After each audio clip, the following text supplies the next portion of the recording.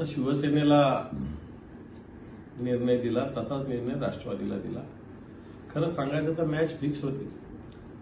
Umpire निर्णय फक्त कधी देणार याची वाट पाहिली जात होती, चषक कधी हातात देणार।